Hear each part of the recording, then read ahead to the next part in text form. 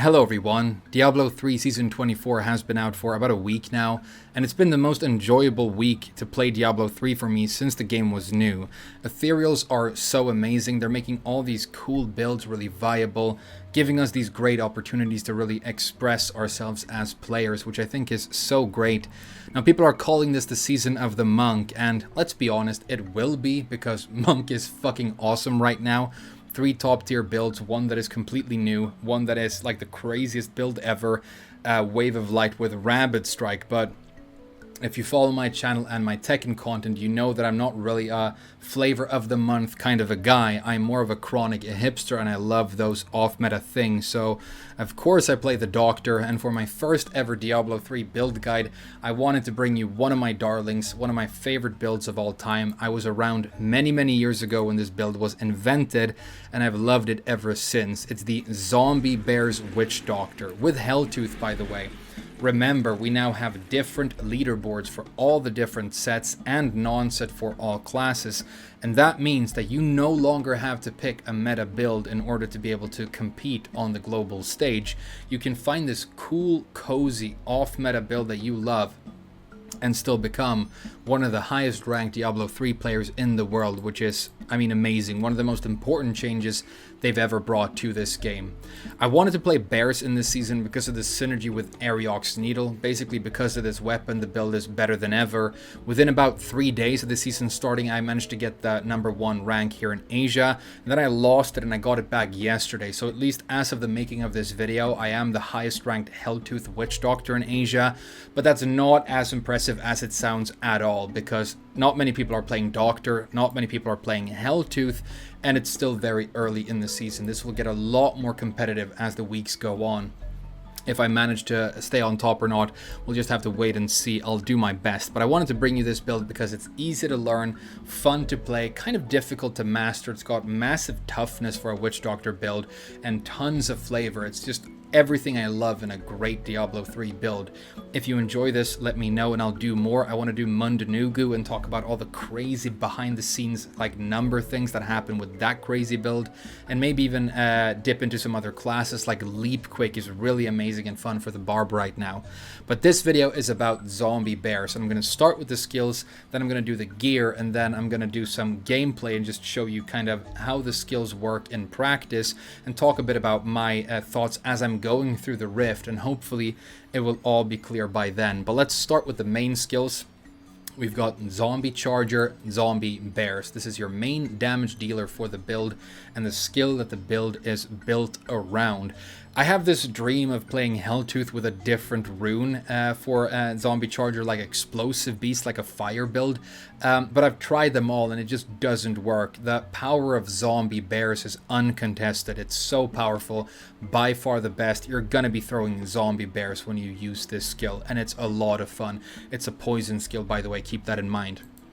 We're going to have to talk a bit about zombie bears here, because I think understanding, being in tune with your bears, getting a feel for your zombie bears is kind of the skill cap on this build. It's kind of what sets you apart from succeeding with the build and not succeeding with the build. So let's first of all talk about where the bears spawn. As I'm casting them here, you can tell that they're actually spawning behind and to the sides of the Witch Doctor, and that's actually pretty important.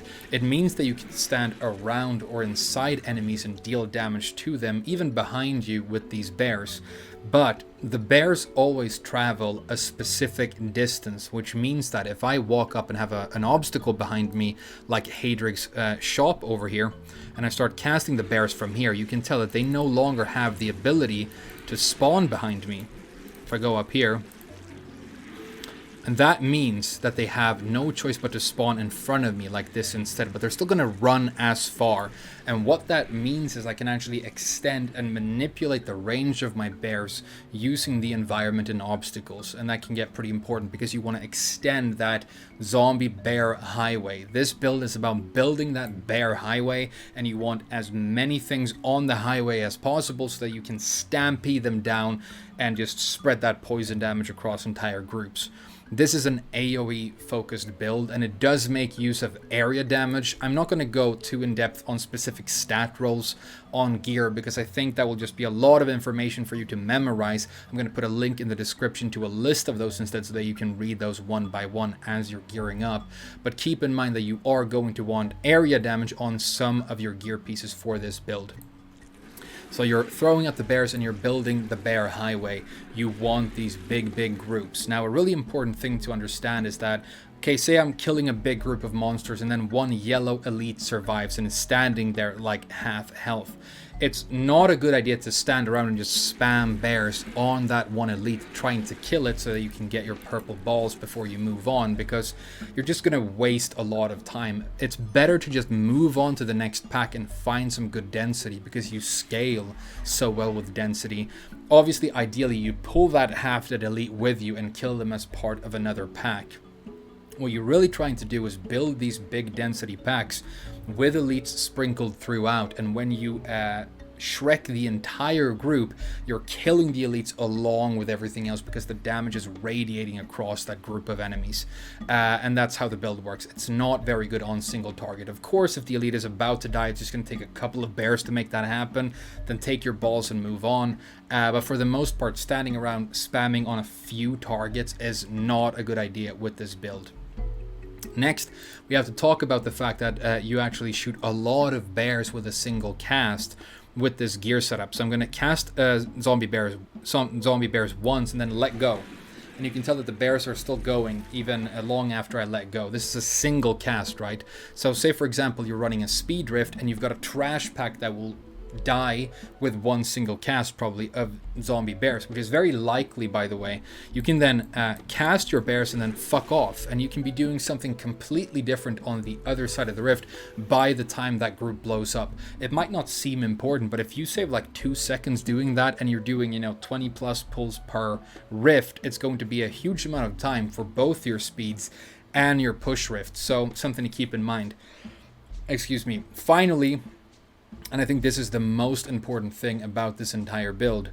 Obviously, we like big groups. We're building our bear highway, and we want to mow down things on it, right? But that means that we love big maps and open maps where we can create that density and pull multiple elite packs into our density.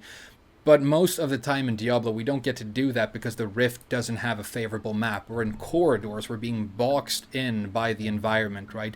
So what do you do then? Well, what not to do is, for example, say that I'm in a corridor right here and the Mystic is over there and she is the enemy that we want to kill. Don't stand at one end of a corridor throwing bears into it, trying to snipe things on the other side of the corridor. Because what happens when you do that is, if I'm casting bears here, you can tell that only really like one column of my bears is actually reaching my target, and that is going to decrease my damage by so much. Better than to actually get into the thick of it. If I'm in a corridor, I like to stand in it like this, and then I turn horizontally and start throwing bears, for example, into a wall. Look at all these bears that are clumping on top of me right now. They're not running far, but they are hitting everything that is around me at that moment, and that's going to be a lot more damage. It's also true that you're playing a Witch Doctor, which is a caster that kind of likes to be near melee range, because you have all these great passives that activate when you are within a certain range. You're not really a long-ranged character for the most part, depends on what build you're running, but don't stand and snipe things from across the map with your bears. Much better to get into the thick of it, and you will be able to kill things if you learn how to position that and line that up, even if you are in tight spaces. It's not a build that necessarily sucks when you don't have all that space, even though it definitely prefers to have that big space. So throw a lot of bears, get to know your bears, become the bears, right? And once you have a feel for when they spawn, and how they run, that's going to set you apart as somebody who is successful playing this build. Now, that was a bit of an in-depth explanation of zombie bears specifically, but everything else is kind of simple, so the skills are going to go a lot quicker from now on. Next, we've got Piranhas with Pyronado. This is our grouping skill as the Witch Doctor and a Witch Doctor Classic. You throw down a water vortex, it sucks enemies into it and debuffs them. Basically, you're using this to clump enemies together and put them onto your bear highway so that you can shove bears into them. The only real technical tip I'm going to give you for Pyronado is that it's usually better to place it where you don't currently have a lot of enemies than placing it on top of a group that already exists. Say you have a group that you're gonna shove bears into in a little bit, but you want to add more enemies to it.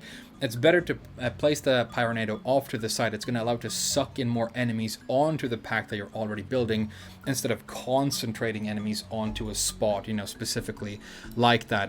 I mean, you attack in a very wide area. Just get everything onto the highway and then you're going to be good. But the Pyronado is good for pulling things through doors and tight maps and repositioning, pulling things along with you. It's just a skill that you're going to learn how to use as you play more and more Doctor. It's not that difficult to understand, but it's very, very useful and very good. Next, we've got Spirit Walk, and this is your movement skill with a Doctor, and honestly, the best movement skill in the game, in my opinion. People don't think so because it's not a teleport, which is a huge problem for speeds with this class, but it has an amazing property. You turn into a cool, spooky skeleton, which is amazing. You leave your body behind and you go into the unformed land, right? And while you're in there in the spirit world, you're completely immune to damage and nothing can touch you, which is amazing. You can stand in a really high rift in the middle of arcane beams and things that would easily kill you and become completely damage immune, and then for several seconds just throw bears and kill entire packs with complete immunity. It's really, really good. Now, there are two schools of thought on Spirit Walk. Most people, I think, these days run Severance for the rune. I am a huge fan of Jaunt, so that's what I'm going to recommend. But both are definitely viable. So the difference is that Jaunt allows you to stay in the spirit world for a second longer. Severance will let you give you a 100% speed boost while you are spirit walking. So let's do an empirical experiment here to show you that both runes are about equally as good. Say I'm standing at Shen's table here and I want to run as fast or as far as possible past the New Tristram Inn. If I'm using the Severance rune, I'm just about going to reach this lantern right here. And say I want to run back, and this time I'm going to be using my Jaunt rune, which is my preferred option. You can tell that I'm going to reach almost exactly as far. I had a bit of server lag right there, which is why it was extended. It doesn't usually go that far. Let's do that again just for clarity.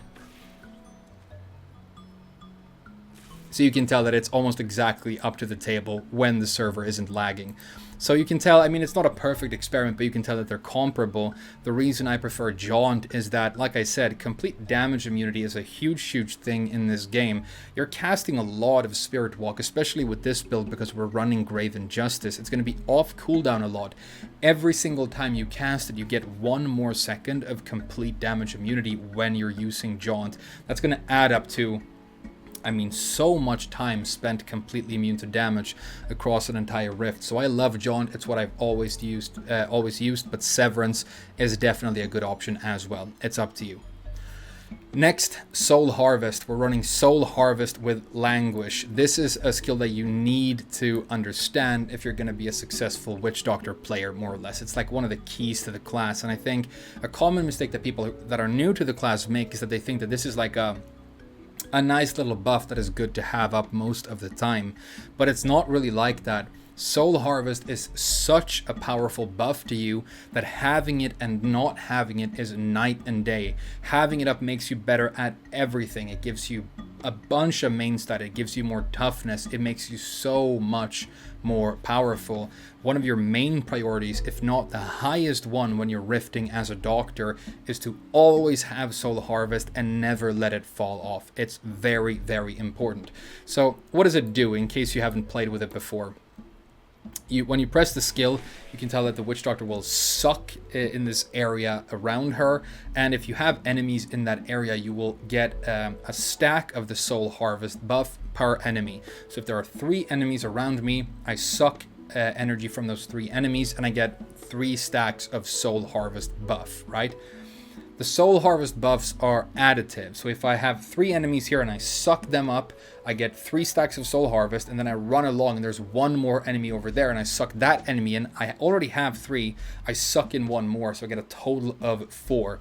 Sucking in any amount of enemies with Soul Harvest completely refreshes the buff. So you can add your stacks up as you're moving along, and as long as you hit a single enemy with it, you can completely refresh the stack once it's up. This is going to become second nature for you as you play a lot of Doctor. I've had Soul Harvest on this 2 button in Diablo 3 for many, many years. I don't even think about it anymore. But say, for example, that I'm in a rift and Ethereal is an enemy over here. I've just killed a pack. I'm moving on to the next pack. I'm just going to kind of, do a little flyby, refresh my Soul Harvest, get the stacks up, and then move on. And by the time I reach the next pack, Soul Harvest is up and at max stacks. Max stacks is usually 5, by the way, so if you've sucked up energy from 5 enemies, it's maxed out. It gives you main stat, and when you're using the Languish rune, it also gives you 10% of armor for each harvested enemy, which is a big, big toughness buff, so amazing. But the plot thickens, right? Because we go over to Kanai's Cube, and I've got Sacred Harvester in here, a Witch Doctor Ceremonial Knife that increases the maximum amount of stacks from 5 to 10. So an already amazing and crucial skill just became twice as powerful. Now it is, apocalyptically amazing. It's just so important for the Witch Doctor. And it gets even better because for our bracers we are running Lakumba's Ornament, pretty much the go-to bracers. Unfortunately, it's kind of a strength and a weakness of the class. It makes it that you can't run cool stuff like Coils of the Spider for Fire Bats, for example. That's a tangent though. But these great bracers give you 6% of damage reduction for each stack of Soul Harvest that you have. So you're getting 10 stacks, right? You're getting armor from the Languisher, and you're getting all the main stat, and you're getting 6% of damage reduction per stack for your Lakumbas. Meaning that when you have your 10 stacks up, you become a complete monster compared to when you not have them. Luckily, it's not difficult to keep them up. It's just a little bit of a spinning plate that you practice and then maintain it at all costs. If you die during the rift, your first priority when you come back is start stacking it back up. And usually when you run in, there might be a little pack of skeletons. You throw a little NATO, you go in, and you can get your 10 stacks right away some of the time, which is really good, right? So that's Soul Harvest. Learn to love it. Next, we've got Wall of Death. This is not a skill that we use to really kill things. It's more of an enabler skill for other things. This is what is activating our big damage buff from the set that we are wearing, the Helltooth set. So it will become clear when we get to it. But for now, there are 2 runes that you can run on your Wall of Death. The first one that a lot of people seem to be liking lately is Wall of Zombies. It creates a wall of dudes, and these dudes push enemies away from them. So it's a grouping tool, right? It allows you to create the Bear Highway using this wall. The other rune that I personally prefer is Communing with Spirits. This does 2 things. First of all, it will turn the Wall of Death into like a blue puddle that you can just place very easily anywhere on the screen, and just covers an area really nicely. The other thing it does is anything that stands in the puddle, in terms of enemies, will do 25% reduced damage. So it's an indirect toughness buff to you. Because you like to be kind of close with the Doctor, it means you're going to be standing in and around the puddle. So you got your puddle up, you throw tornado into that, and then you throw bears into the tornado, which is a fun sentence to say, right? So it's up to you. I personally prefer Communing with Spirits because it's just easy, ergonomic to place. When you're playing a Helltooth Witch Doctor, it will become clear later. Pretty much the first thing you do when you go into a rift is you go in and then you look around, and the first time you see any enemy, it can be anything from an elite pack or one shitty little insect, it doesn't matter. You want to throw one Wall of Death on top of them so that the Wall of Death is hitting just something. And that is important because that starts getting your set churning, and now you can build up your stacks and really get going. Again, when we look at the gear, you'll understand why, but throwing Wall of Death right away is very important for this build. Finally, for the main skills, we've got Locust Swarm, and I'm running the rune Pestilence. Locust Swarm is a debuff that you put it on target, and then it jumps around and spreads to more and more targets. Pestilence is a rune that exponentially increases the rate of the spread, so you can blanket an entire rift with one cast of this if you've got density. Cloud of Insects doesn't spread as fast, but it again reduces damage of enemies by 25%, so it's another indirect toughness buff. Before I had my current Ethereal, I was getting the Pestilence rune for free because of a Vile Hive roll on an Ethereal, so I could actually run both at the same time, which was pretty cool. But eventually, you're going to have to choose, and I say go with Pestilence. You can just cast it and then forget it for a long time because it stays up, especially if you're lucky enough to get Creeping Death on your Ethereal or something like that. But, you know, again, another tangent. Now, the reason we want a Locust Swarm is not because this skill is dealing a lot of damage by itself. It's only there really to activate the Ring of Emptiness. The Ring of Emptiness is an amazing Witch Doctor ring that you want on most builds. It's going to increase the damage you deal to enemies that are affected by either Haunt or Locust Swarm by up to 300%. You can tell that my Ring of Emptiness has rolled 272, so I actually need to get an improved version of this ring here. But it's definitely good enough for now. So again, it's just something, the Locust Swarm I mean, something that is there to create more damage and more synergy for your zombie bears. All the damage is coming from the bears. So you're going to want them, you're going to have to Wall of Death up, your Soul Harvest stacks up, you're going to blanket stuff with the Locust Swarm, gather them up with the Pyronado, and then you're going to throw bears into the Nado. Spirit walking as you need to get around or to gain the damage immunity. Okay, let's talk a bit about passives. These four here are my recommendations, my loadout. You can pick and choose a little bit here. I think these four are what Maxroll GG recommend on their guide, their written guide for this build as well. So I'm running Confidence Ritual, which is 25% damage to enemies within 20 yards. Again, the Witch Doctor likes to be kind of close. Graven Justice, which gives you, I mean, one of the best passives in the entire game.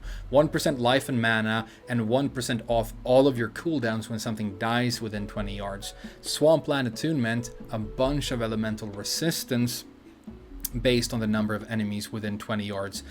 Attunement and Graven Justice are going to be affected by your gold pickup radius. Confidence Ritual, crucially, is not. So, as a rule of thumb, 20 yards, within 20 yards is where you want to be. And then finally, Blood Ritual. This is going to decrease your mana costs by 20%. And you also get a nice 1% of a life regen per second. You don't really ever get mana starved with this build. Because of the gear pieces that you're running, you can spam bears as much as you want, and you're going to stay pretty much at max mana. It's going to dip, for example, right here when I throw my Locust Swarm, as you can tell, but then it goes back up, right? So that then synergizes with the Aquila Cuirass, but we'll get to that in a little bit. Other cool passives that you can get here is, for example, Spirit Vessel for your proc, your extra life would be really good. Gruesome Feast is amazing. Pierce the Veil is one that maybe I would avoid because you get increased mana costs, and maybe that will affect your ability to spam your bears. Jungle Fortitude is really good. You can tell that I actually have dog bros that run with me here, and that is not because I've put dogs on my bars. I, from my Ethereal, am getting the passive Circle of Life, which sometimes gives me a free dog, and then they don't, have a timer. They stick around until they die, so I have free dogs, which is kind of cool. They tank some stuff. They spread necrosis, which we will get to in a little bit. So it's not a terrible one to have, but there are better ones in here. If you get one of these four on your Ethereal, then obviously you can swap that out and you can get an extra cool passive to run with. But if you have these four, you're good. You're going to do absolutely fine. Don't worry that much about additional passives because they're not really crucial. Okay, so that's skills for you. Now I want to talk about gear, and now it's going to get really interesting. I think we should start by talking about like the most dramatic and cool thing about this season, which is of course the weapon setup, and we're going to talk about Arioch's Needle. Arioch's Needle is a spear made from the venomous fang of a giant jungle spider. So it's a very witch doctory cool weapon. And if we look at it right here, it's only available in Season 24, of course. And it has a bunch of really good stats on it. But the thing we're really looking for is if you look at these blue stats here, you go to the bottom row, it says plus 200% damage to all decay skills. Zombie Charger with Zombie Bears is a decay skill, as you can tell right here. So this is a huge damage amplifier to our main attack. So definitely the Ethereal that we want to run. By the way, the other two Witch Doctor Ethereals, the Gidbin and Ghost Flame, also have one of these multipliers. The Gidbin gives you 200% damage to voodoo skills, so for example Fetish Army and Gargantuan, and Ghost Flame gives it to secondary skills such as Fire Baths if you're playing Arakure, for example, another build guide that I want to do. Really cool build, some cool items in there right now. So an Ethereal is going to drop, and it's going to have a random passive. Like I said, I got the Circle of Life, which is why I've got Dog Bros for free. And then it's going to have a random legendary affix, legendary power from another legendary item in the game, and usually ones that are like specific and good to your class. There are two that you are looking for on your Ariox Needle, and again, your Ethereal, until unless you haven't found it yet, should always be Ariox Needle.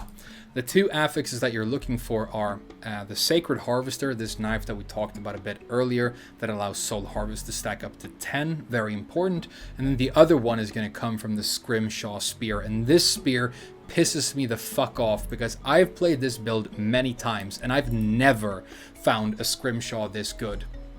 And then the one season when there's a weapon that is better than Scrimshaw, Ariox Needle for the build, I find a Primal Ancient Scrimshaw with 10% damage, main stat, of course max because it's a Primal, area damage and everything. This would be an amazing find in any other season, but in this season, Ariox Needle is just better. But let's look at the legendary affix and ignore my butt hurt for now. Reduces the mana cost of Zombie Charger by 75%, which is why we can spam the bears without worrying about mana, and increases the damage by 7 times. This can roll 6 to 7 times. This can only have 7 because it's primal.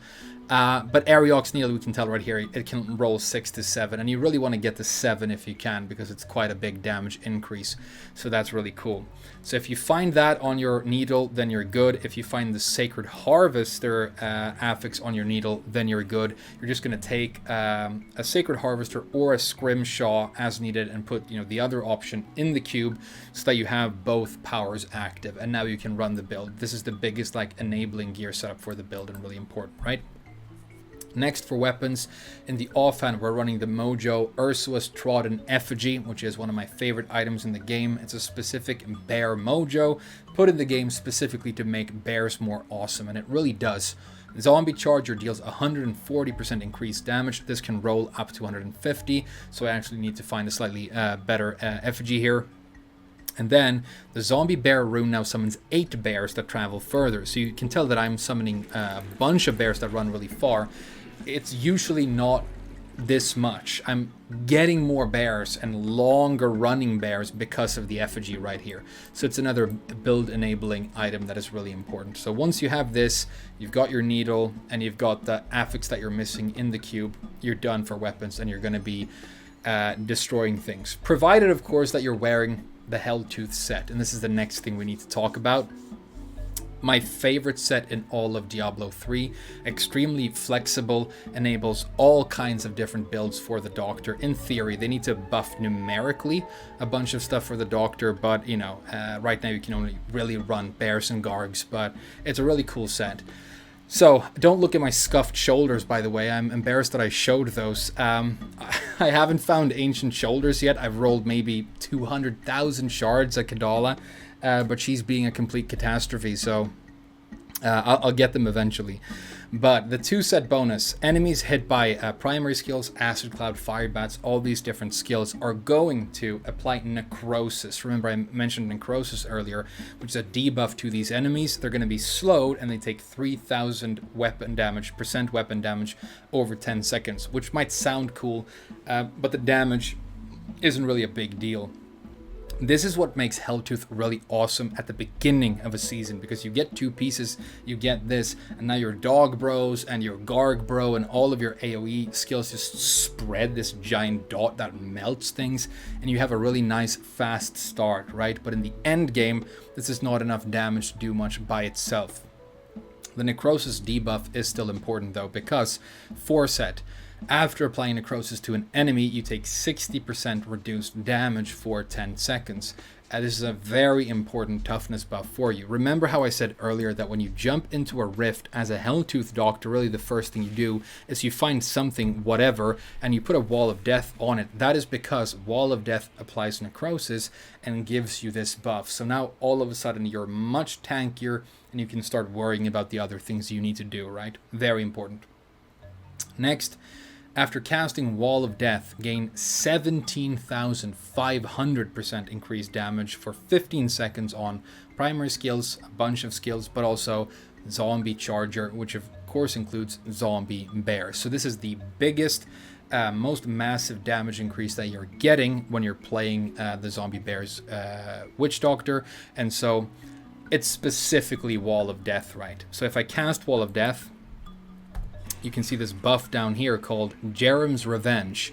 This is what we want to keep up at all times, which is easy because, as you can tell, I still have the buff and Wall of Death is off cooldown. So you can keep this up no problem, creating these puddles across the rift, reducing the damage of enemies that stand in them. But this Jerem's Revenge buff, this is the 17,500% damage increase, right, which you need.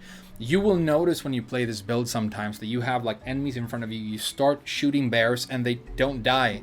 And that's when you're going to realize that you forgot to cast Wall of Death, and then you do, and the entire screen blows up in this super satisfying, like a huge disgusting zombie pimple. It's going to be amazing. So if you're not dealing any damage, you've probably accidentally forgotten about your Jerem's Revenge buff. So just cast Wall of Death and you're good. Really important here. Here's some tech for you.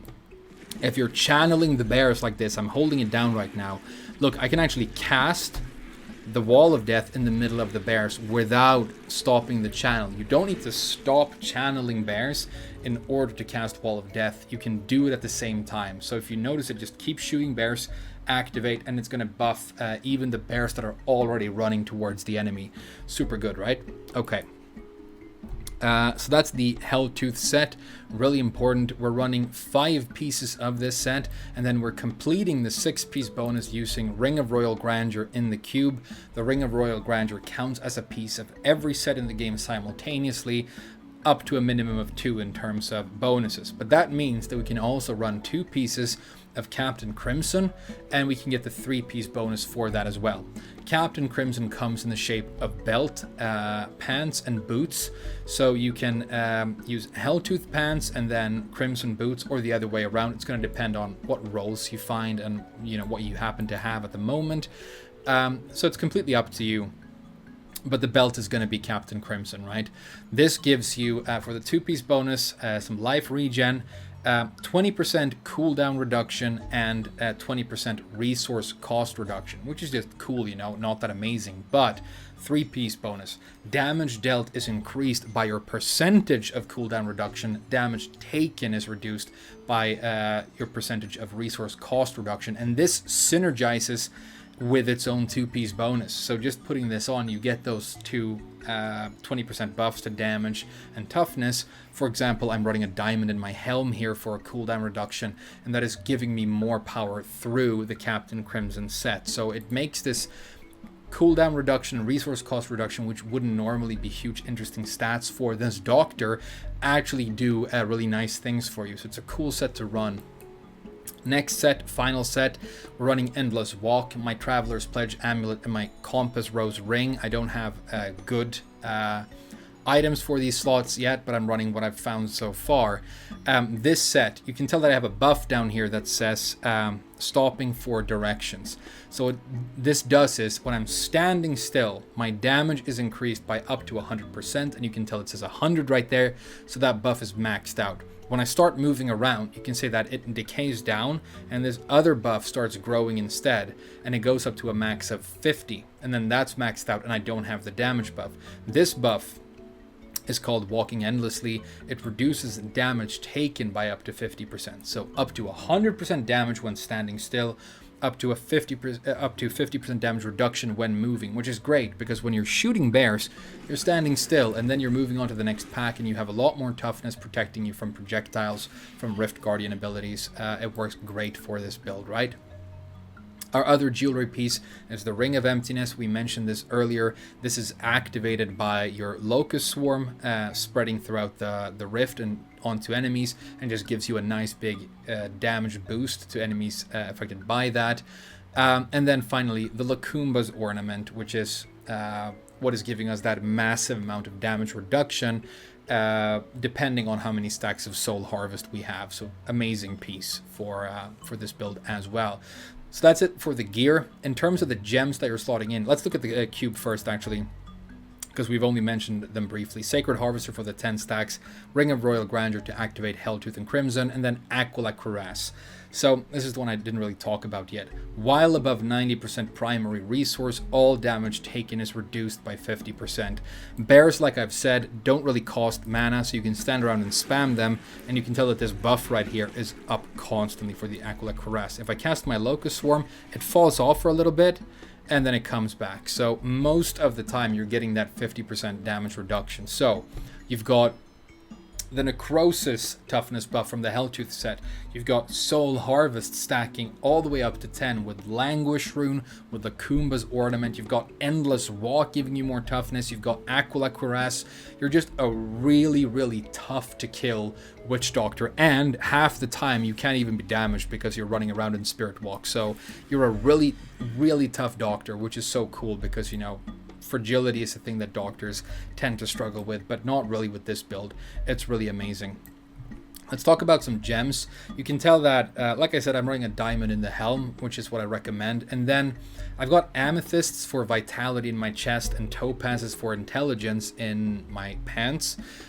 The rule here is more topazes for more damage. If you're running speed, if you're running, you know, and you have enough toughness, no problem, run more topazes. If you're pushing really high and you don't want to die, use more amethyst for the vitality. I just put in a mix of both here so that I can stay a little bit flexible, but usually you'll end up going for one or the other. And at really high rifts, I think for the most part, amethysts all the way, with the exception of the helmet, right?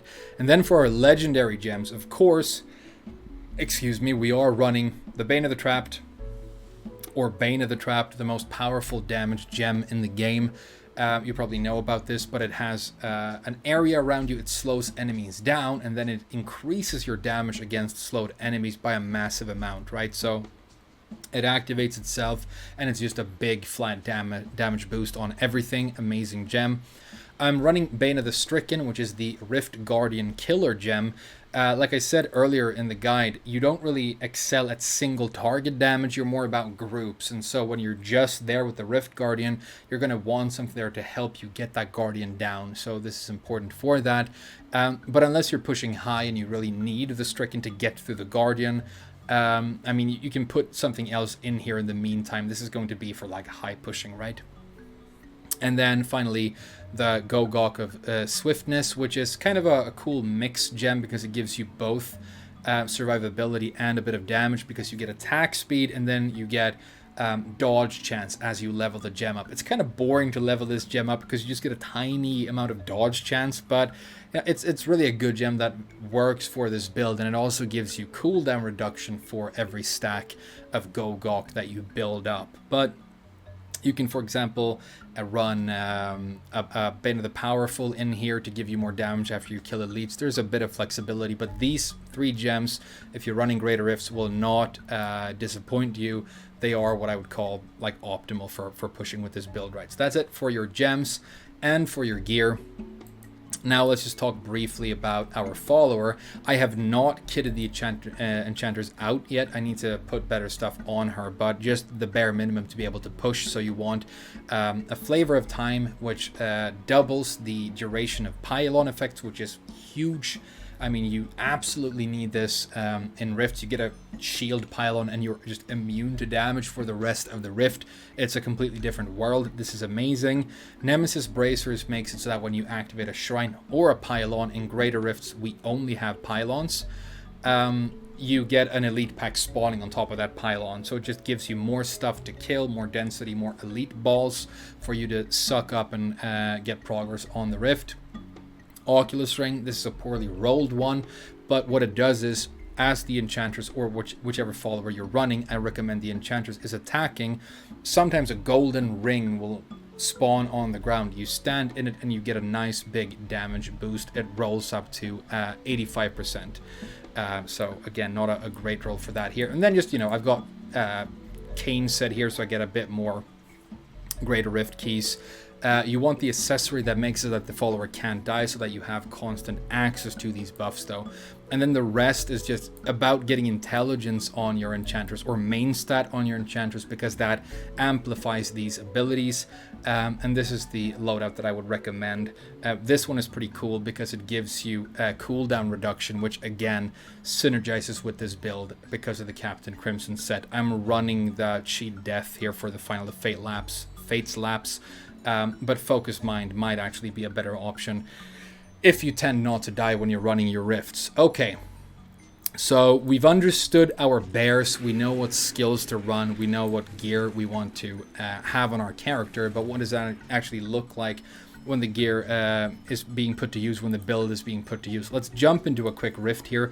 Let's just run 100. Not super high, but definitely enough for a demonstration. So like I said, the first thing I want to do now that I'm in the Rift is see any enemy, and I'm going to cast my Wall of Death on top of them to activate my Necrosis and get my initial toughness buff so that I don't die right away. Enemy right there, done. Okay, now I've got my Necrosis up, which is really good. Now I can run in and I can start building my stacks of Soul Harvest. You can see right there I got 7 stacks. I'm just going to fuck around now because I'm trying to show you this. And now I'm got another chance to harvest right there, and now I'm up to 10. So I've got my Necrosis up because of the Wall of Death, and I've got my Soul Harvest stacks up. So now I'm really tough and I'm difficult to kill. Now I'm ready to start worrying about killing stuff. Here's a nice big area to fight in. I'm going to start spreading Locust Swarm on my enemies, remembering to maintain uptime on Soul Harvest. It should never fall off. It should stay at 10 stacks. I'm spreading my Locust Swarm right so that this green wave that is jumping around here is spreading it across the enemies. You can tell right here. Right, so when I'm done with this, I've got my Jerem's Revenge buff up. I've got my Locust Swarm up. I've got my Soul Harvest up. I can group the enemies up if I need to.